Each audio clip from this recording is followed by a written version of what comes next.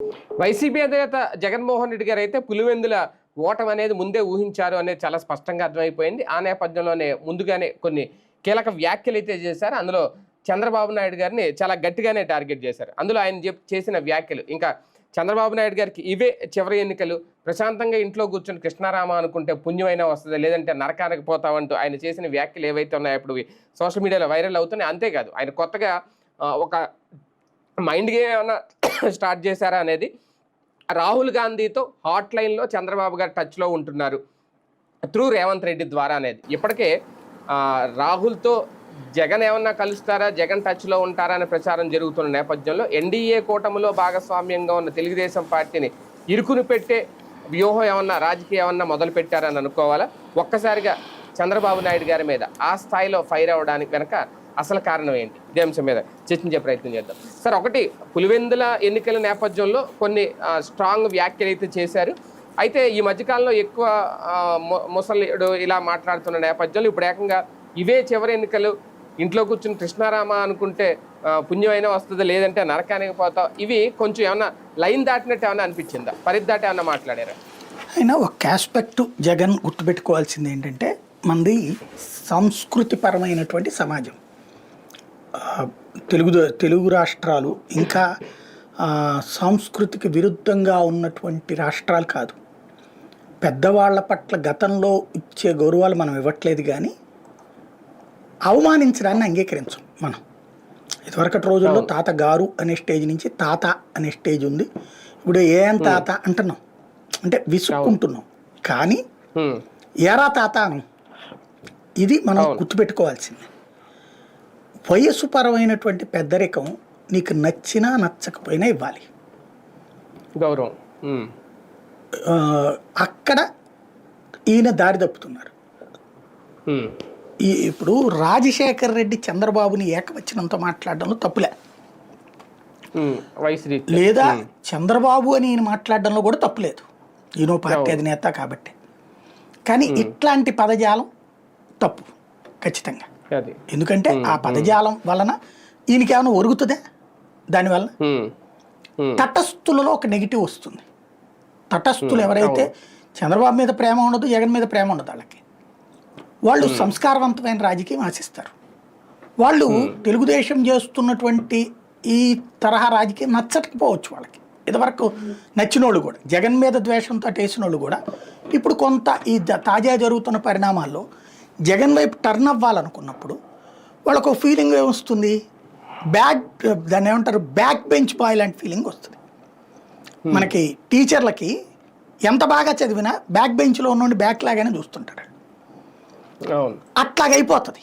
ఒకసారి ఆ ముద్ర పడిపోయింది అనుకోండి, నువ్వు ఎంత మంచి చేసినా కూడా నీకు వాళ్ళు మారరు. చంద్రబాబు గారికి అదృష్టం అదే. ఎన్టీ రామారావుని బ్యాడ్ బాయ్గా చూపించడంలో చంద్రబాబు సక్సెస్ కావడమే ఆయన విజయానికి కారణమైంది. తటస్థులు ఆయన వైపుకి టర్న్ అవ్వడానికి కారణమైంది. అట్లాగే ఇక్కడ జగన్ని నెగిటివ్గా చూపించడంలో చంద్రబాబు సక్సెస్ అయ్యారు. అందుకని ఆయన ఇంతకుముందు అధికారంలోకి వచ్చారు 14 కానీ ఇప్పుడు కానీ. ఆయన పక్కన నెగిటివ్ చేస్తున్నప్పుడు నీకు నువ్వు పాజిటివ్ ఇంకొంచెం పెంచుకోవాలి. తన మీడియా, తన సోషల్ మీడియా, వీటి ద్వారా. మీరు చూడండి, చంద్రబాబు గారు డబుల్ గేమ్ ప్లే చేస్తున్నాడు. ఆయన ఈ వయసులో కూడా రాజకీయమే చేస్తాడు. ఆయన రాజకీయమే తింటారు, రాజకీయమే పడుకుంటారు. ఎలాగా? ఏదన్నా ఇప్పుడు ప్రోగ్రాంకి వెళ్తారు, అక్కడ ఒక ఇంటి దగ్గరికి వెళ్ళటం, పేదవాళ్లతో మాట్లాడినట్టు ఆటోలో ప్రయాణిస్తుంటారు. అదంతా ఆర్టిఫిషియలే, కానీ ఒక తరహా గేమ్ అది, సైకలాజికల్ గేమ్. ఒక అవునాయా మైకే పెట్టుకున్నాడు, కానీ ముఖ్యమంత్రిగా ఉన్నాక ఆటోలో తిరగలుగుతాడా? అదే జగన్ గారు తిరుగుతాడా, పవన్ గారు తిరుగుతాడా అంటాడు. తటస్థుడు, తటస్థుడైన ఆటో డ్రైవర్, తటస్థుడైన పేదవాడు, వాళ్ళకి రాజకీయంతో సంబంధం ఉండదు. ఏం తిరిగితే తప్పేంటంట, అంత చక్కగా చేశాడు ఆయన, దాని తప్పట్టం ఎందుకంటాడు. అలాంటి వాళ్ళు ఈ పదజాలాన్ని అంగీకరించరు. పైగా ముఖ్యమంత్రి ఎప్పుడు ప్రజల్లో ఉంటున్నాడు అనేది వచ్చింది. అది ప్రతి నెల పింఛన్ టైంలో ఏదో రూపంలో వెళ్తున్నారు. జగన్ అది కూడా చేయలేదు అనేదే అక్కడ వాళ్ళకు వచ్చినటువంటి. కాబట్టి పదజాలం విషయంలో జాగ్రత్తలు తీసుకోవాల్సిన అవసరం అయితే జగన్కు ఉంది. మరి చేసుకుంటాడో లేదా ఆయన ఇష్టమే. అంటే ఆవేశం లేదంటే కోపంలో మాట్లాడేస్తున్న మాటల అంటే ఒక్కొక్కసారి నోరు జారితే వెనక్కి తీసుకోలేరు అంటారు కదా, ఇవి రేపొద్దున ప్రజల్లో బలంగా వెళ్తే ఈయనకే నష్టం కదా, వైసీపీకే నష్టం అంటే కదా. ఇక్కడ రివర్స్ ఉంది. యాక్చువల్గా జగన్ని చంద్రబాబు, లోకేష్, పవన్ తిట్టే తిట్లలో 10వ వంతు జగన్ తిట్టే తిట్టేది. 10వ వంతు కూడా లేదు, 1వ వంతు అనాలి. వాళ్ళు తిట్టే తిట్టే ఎట్టుంటది, సైకోగాడు వాడు వీడే ఉంటది.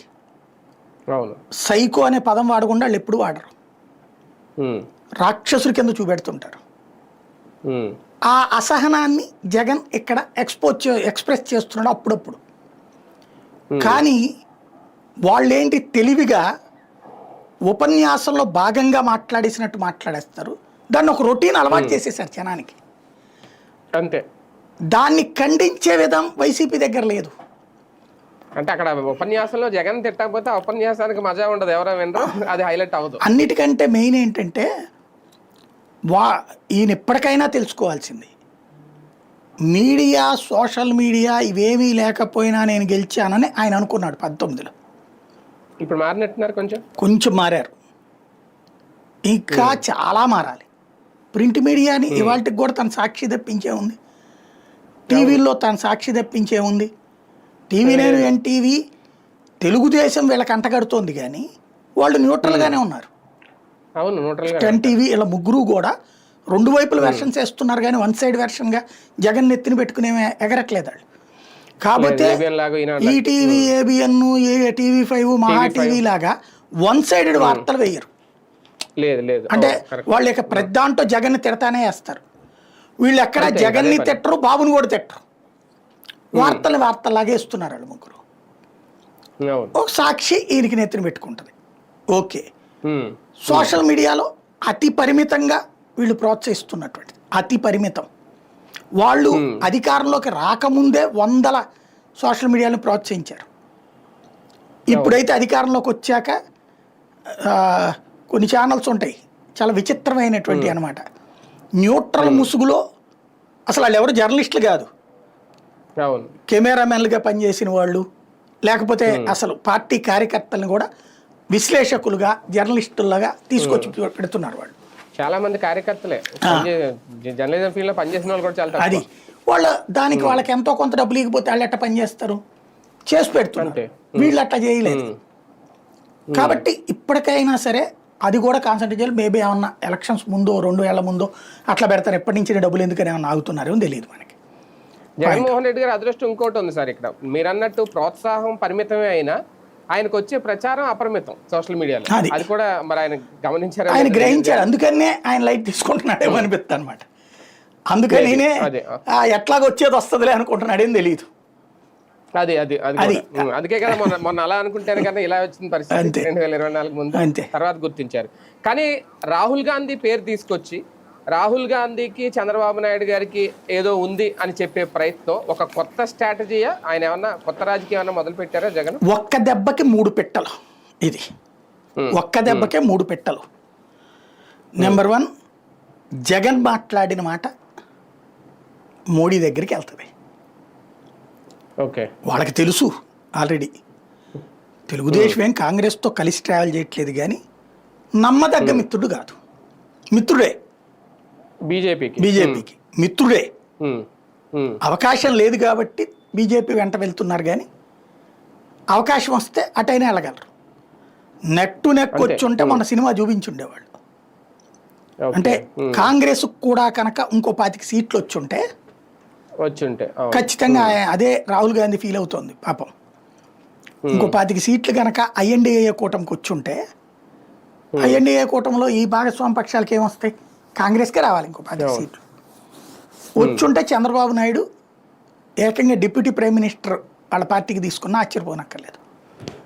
ఆ స్థాయిలో జరుగుండేది, అవ్వలేదు. ప్లస్ అందుకని చంద్రబాబు గారు కూడా కూల్గా ఉన్నారు.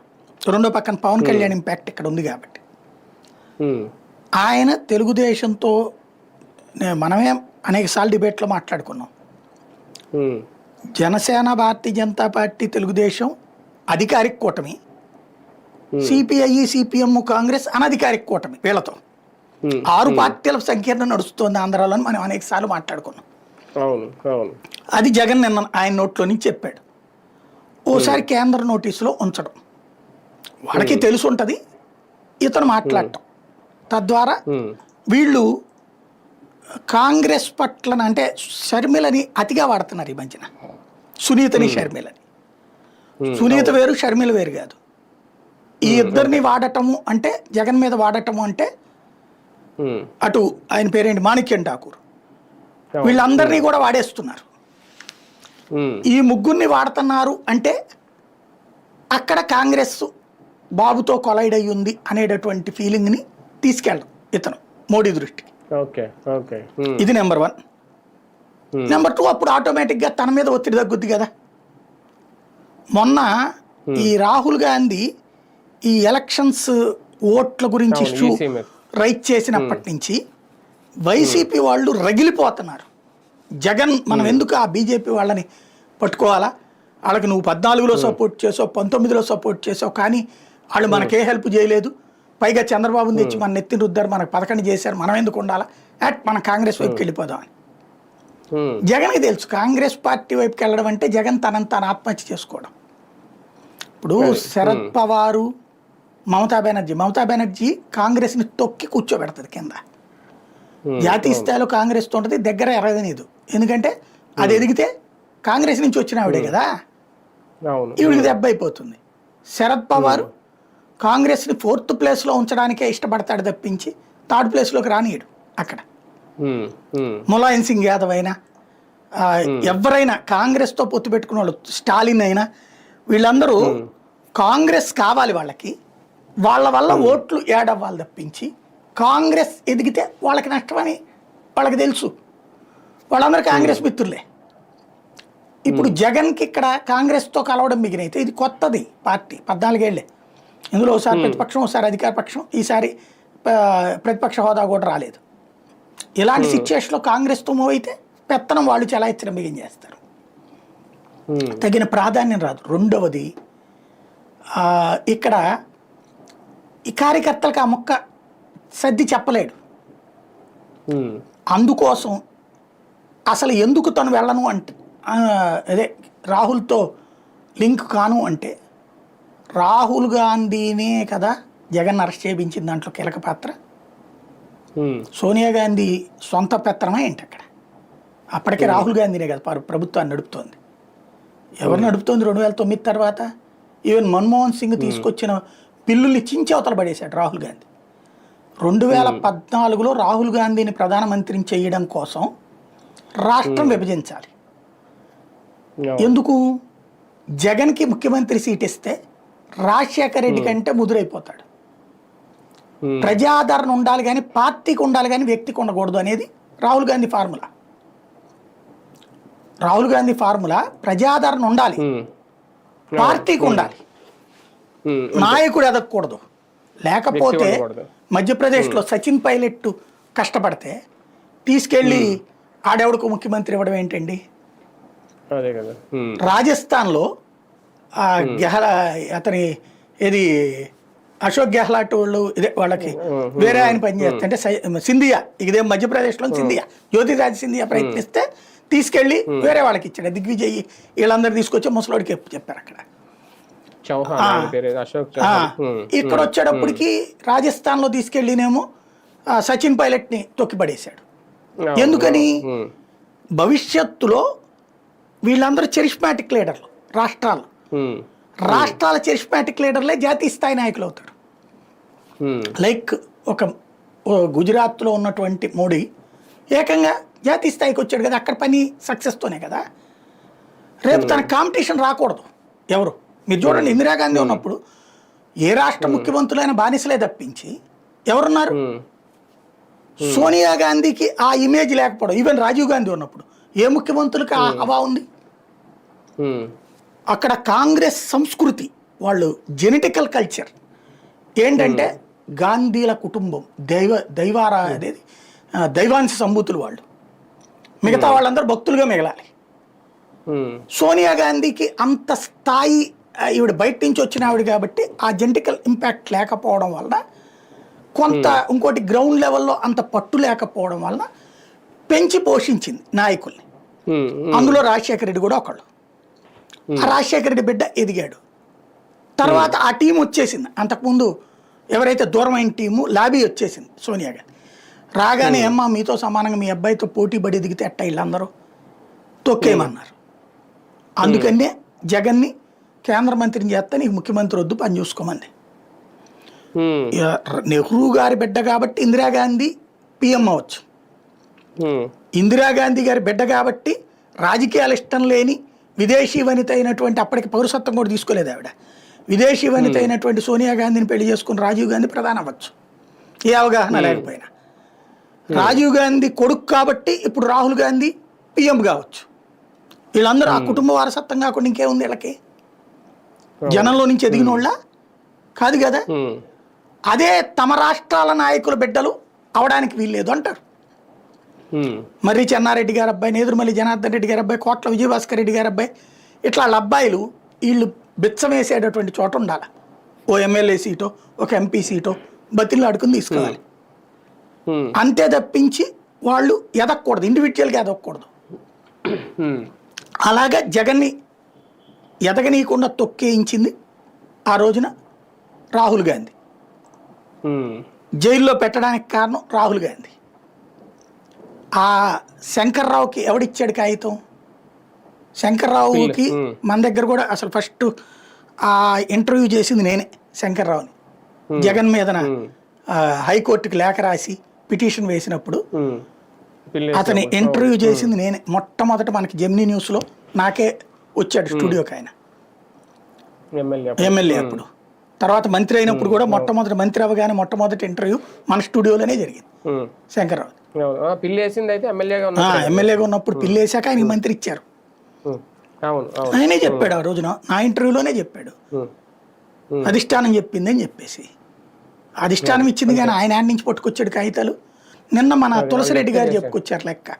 విషయం ఏంటంటే అప్పుడు మన ఈ రాజమండ్రి ఆయన సుబ్రహ్మణ్యం ఎవరు ఉన్నారు కదా, ఏపీఐఐసి చైర్మన్, అప్పట్లో ఏపీఐఐసికి చైర్మన్గా ఒక ఆయన చేసేవాడు. ఆయన ఈ ఒక డేటాని సంపాదించి ఆయనకి ఇచ్చారట డిఎల్ రవీంద్రారెడ్డికి. డిఎల్ రవీంద్రారెడ్డి శంకర్రావుకి ఇచ్చి, అంటే నేను తులసిరెడ్డి గారు మన ఇంటర్వ్యూలో చెప్పడం వల్ల, అంటే పేరు సుబ్రహ్మణ్యం గారు ఎవరో తెలియదు కానీ రాజమండ్రి ఆయన అని చెప్పారు. నేను అనుకోవడం అప్పుడు సుబ్రహ్మణ్యం గారు అనుకుంటున్నాను ఏపీఐసి అంటే. అది పుచ్చుకుని శంకర్రావుకి ఇచ్చి, నువ్వు ప్రశ్నోత్తరాల సమయంలో ప్రశ్న కింద అడుగు, సమాధానం కింద ఇదంతా బయటకు వస్తుంది అన్నారట. అప్పటికి జగన్ తొక్కాలని అధినాయకత్వం కూడా అనుకుంటుంది కాబట్టి నువ్వు వాళ్ళ నోటీసులో పోతావు అని. శంకర్రావు చేతికి కాగితాలు వెళ్ళాక ఎవరో అతని దగ్గర ఉన్నటువంటి వాళ్ళు ఇది కోర్టులో పడి మొత్తం రచ్చ అవుతుందని చెప్పారట, పబ్లిసిటీ వస్తుంది నీకు అనేసి. శంకర్రావు వేసాడు. వాస్తవంగా అధినాయకత్వం ఊరకనే అదొక పబ్లిసిటీ అయ్యి జగన్ని డిఫెన్స్లో పడేయాలనుకుంది. అందులో దూరింది ఎవరప్పుడు? వెంటనే కాంగ్రెస్తో మాట్లాడి ఒప్పందం చేసుకుంది ఎవరు? తెలుగుదేశం, చంద్రబాబు, అశోక్ గజపతిరాజు, ఎర్రన్నాయుడు, వీళ్ళందరూ ఇంప్లీడ్ అయ్యారు కదా.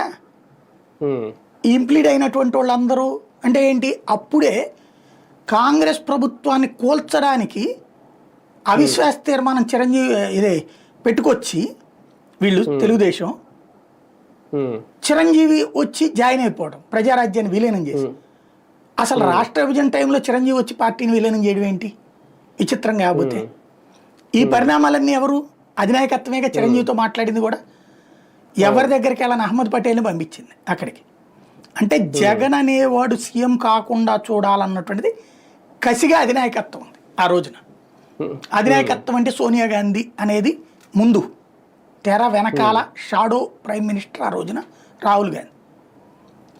ఆ సంగతి తెలుసు అతనికి. ఒకప్పుడు రాజశేఖర్ రెడ్డిని తొక్కేయడానికి చూసింది సంజయ్ గాంధీ.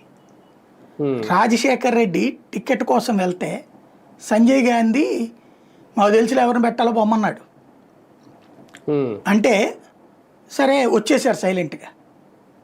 రాజారెడ్డి వేసిన స్కెచ్ ఏంటి? ఇందిరాగాంధీ అంటే రాజశేఖర్ రెడ్డి పవర్ ఏంటో మీకు తెలియదని ఇక్కడి నుంచి చెప్పారు ఇందిరాగాంధీ.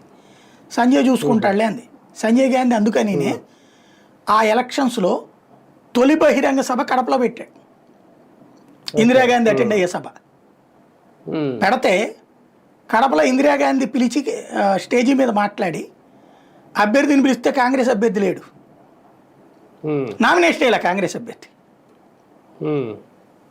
అది వైఎస్ వాళ్ళు రివర్సల్ వేసిన వ్యూహం.